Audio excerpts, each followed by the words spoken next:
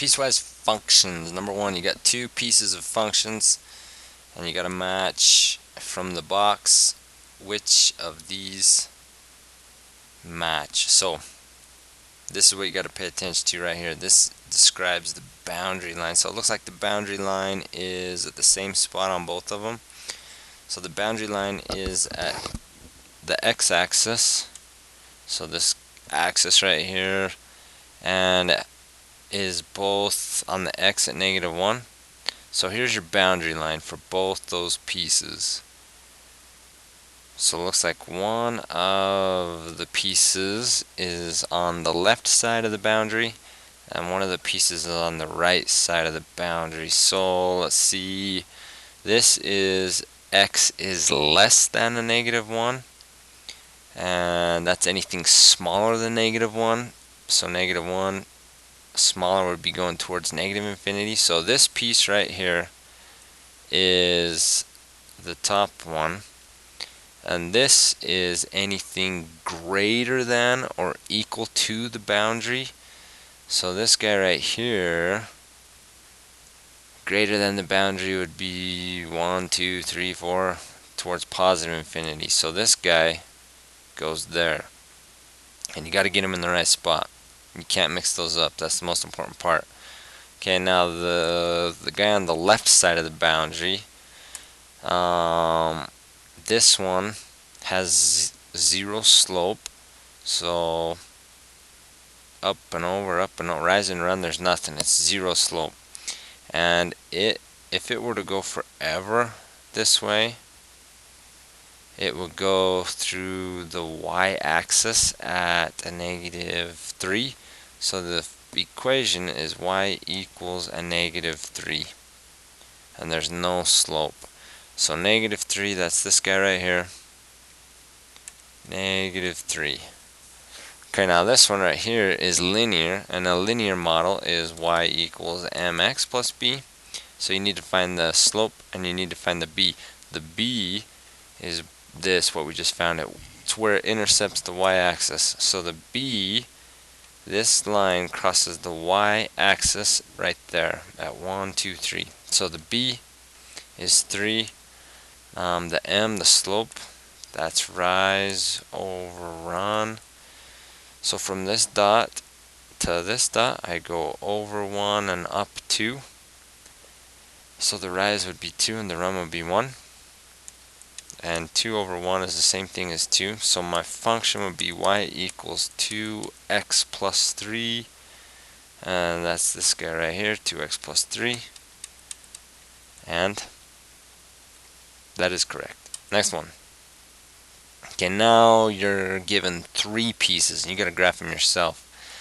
So the 3 pieces are, this is function notation, so f of x, that's the same as y equals 4. The middle one is y equals 1/2 x minus 1, and the bottom one is y equals a -2.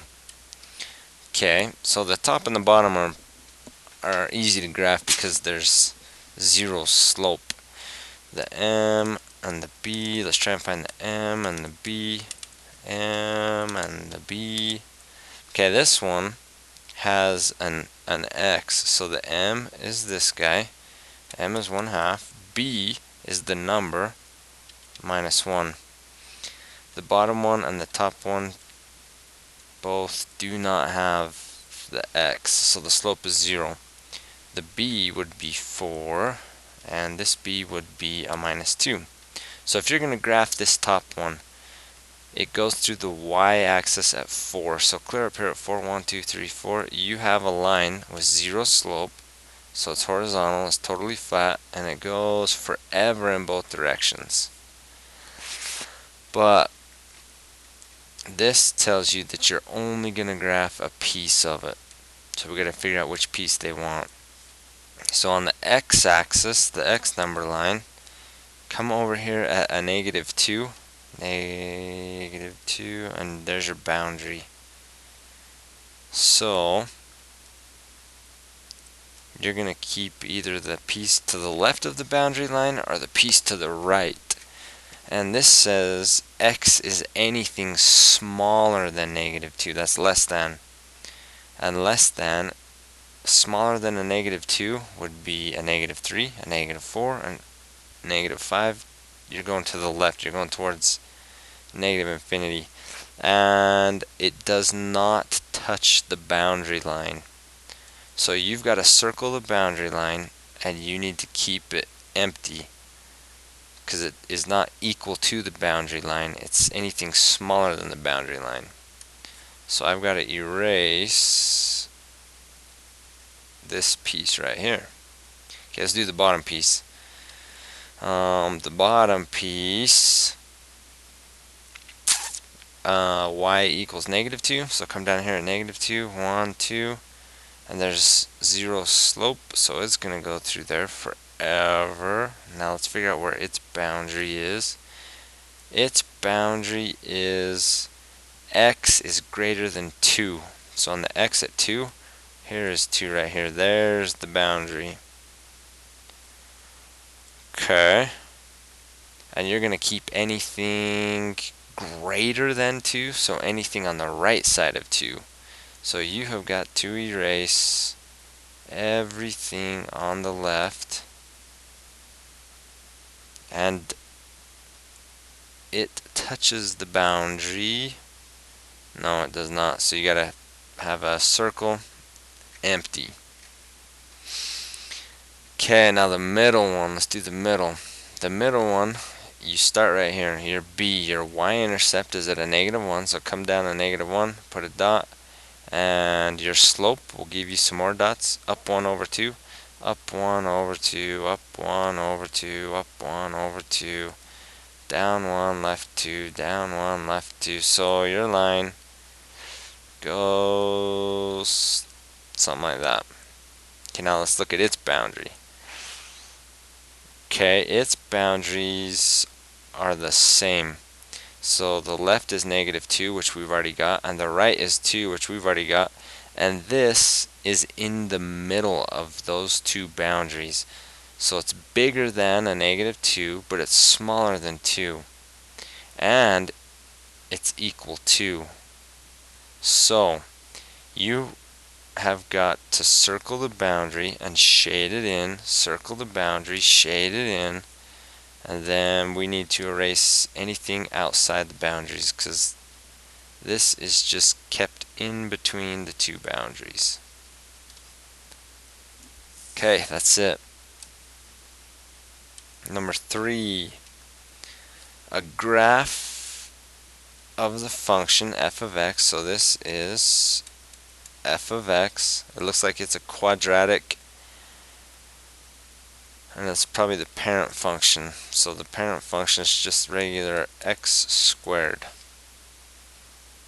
Okay, place a red parabola to show the graph of g. And here's how we got g. We took f and we slid it to the right once and up 3. So your a, your h, and your k. So you got to remember this. Your model, y equals a x minus h squared plus k. A affects the slope. That is the slope. And when a is negative, it flips it upside down. H, the h moves it left and moves it right. The k moves it up and moves it down. And the one tricky part is this minus is part of the model. It is not part of h, it's part of the model. So here we go.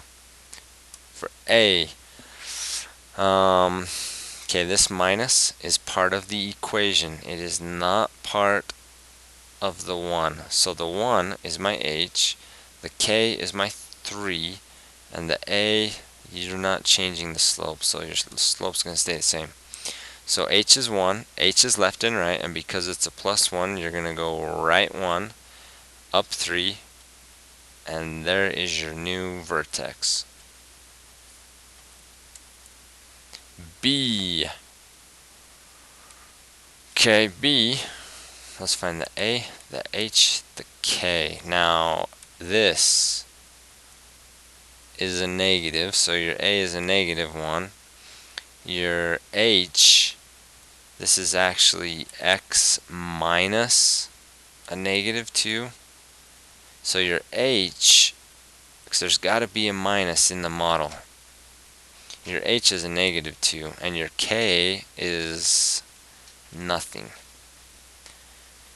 So H is -2, you should go left 2 and not up or down, so put a dot, and the negative is going to flip it upside down, so it's going to look like this, something like that. Okay, C, a green parabola. It's going to be green enough.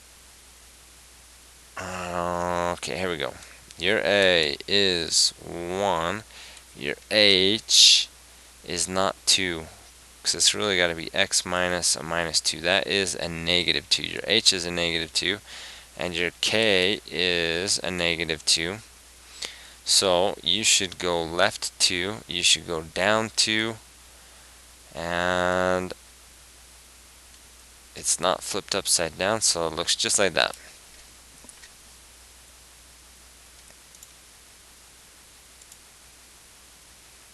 Okay, next one. The graphs of two functions are shown. The one on the left is function f, and the one on the right is function g. State the equation g in terms of f. So f's where we started. F is the parent function. So the parent function starts at the origin 0, 0, and then this one's transformed.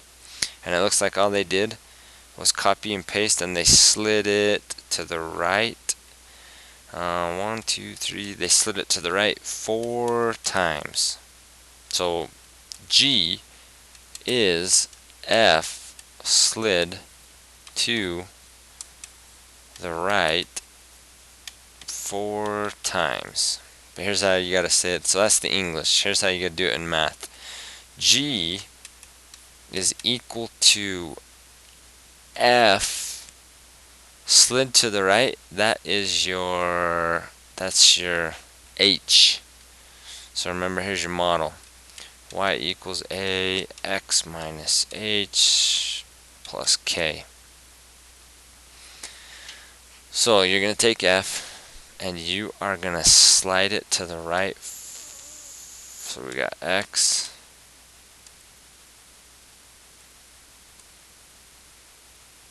There we go. X minus 4. That's it. You just take F and you slide it to the right 4 times, so that happens inside the parentheses. X minus, a minus is not part of the 4, it's part of your models, part of your equation. 6 is similar. So on 6, f of x, that's the parent one, it starts at 0, 0. Now if it was plus k outside of the parentheses, that would be something like this. That moves it up. If it was minus k, that would move it down. So that would be something like this guy. If it was plus k in the parentheses, that's really f of x minus a negative k. That moves it left. So it would look something like this. If it was minus k, that would move it right, somewhere over here. So it's not A, B, C, or D. So what changed?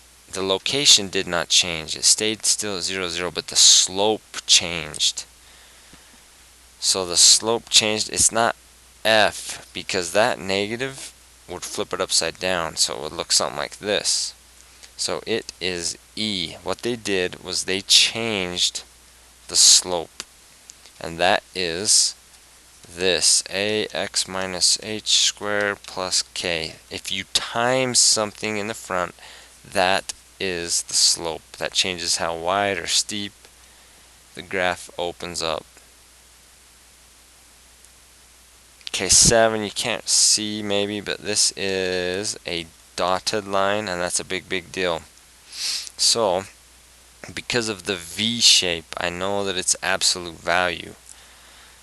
And here's 0, 0. you're going to go over 2, down 3. So your A, your H, your K. The K is a minus 3 because it's down 3. The H is left and right, and you're going left 2, so it's negative 2. Your A is the slope, and it looks like you're just going over 1, down 1, over 1, down 1, over 1, down 1, but it's flipped upside down, so it's going to be a negative 1. Okay, there's your AHK.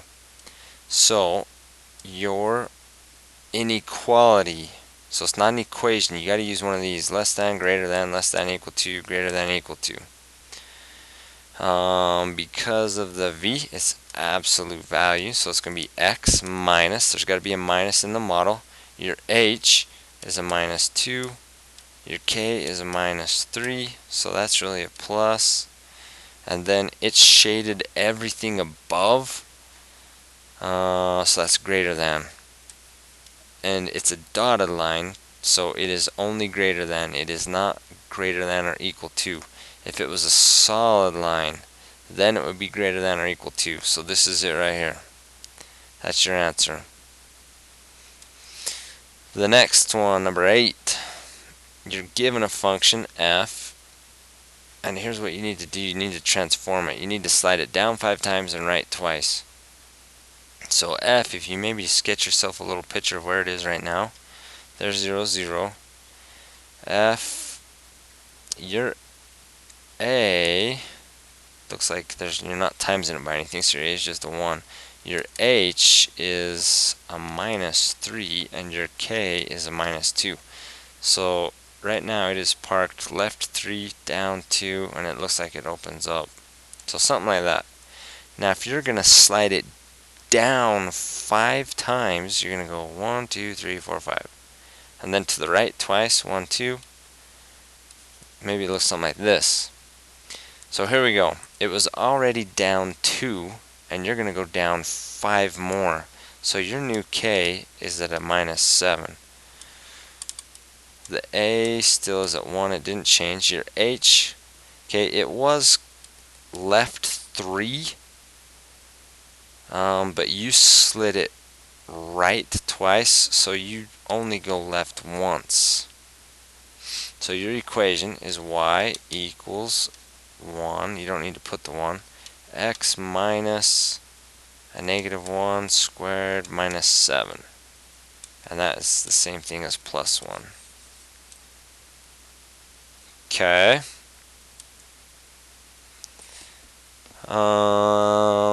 This guy. Okay, you're given a graph of a function, and it looks like it's linear. 2x plus 4. So 4 is your b, and m is your 2. So your b is 4 on the y at 4, and then you go 2 over 1. So up 2 over 1, up, you go down 2, left 1, down 2, left 1. So that's the graph. That's the equation. What happens if you take f, which is this, f is this guy, 2 times x plus 4, and you plus 2 outside of the parentheses. So outside of the parentheses moves it up. So you're just going to copy and paste this up. You're going to go up 2 times. So if you take this dot and go up twice, it should land on 6. You take every dot and move it up twice, so the pink line is the new one. You're just going to move everything up twice. So now check this out. This one could work. This one is not C. This one could work. This one is not D, because we know it's got to be at 6. And now let's make sure all the other dots. So go down 2 over 1, down 2 over, so that looks good. This one, if you go down 2, this one looks okay too. Down 2 over 1, down 2 over 1, down 2 over 1. Oh, I think the top one I messed up on. Let's try that top one again. If I go down 2 and if I go down 2 and over 1, it should be right there. Then if I go down 2 and over 1, it should be there. And down 2 over 1. So That's where it should be, but it looks like it's not there. So you're going to go with B. Cross off A. Okay, look at this question for the quadratic expression. So it's a degree 2. And that is a quadratic, and it is actually a quadratic trinomial because there are 3 pieces. Identify each part as a term, coefficient, or factor by placing it in the correct column. Okay, terms are what makes it a trinomial. So the terms are, that's 1, x squared.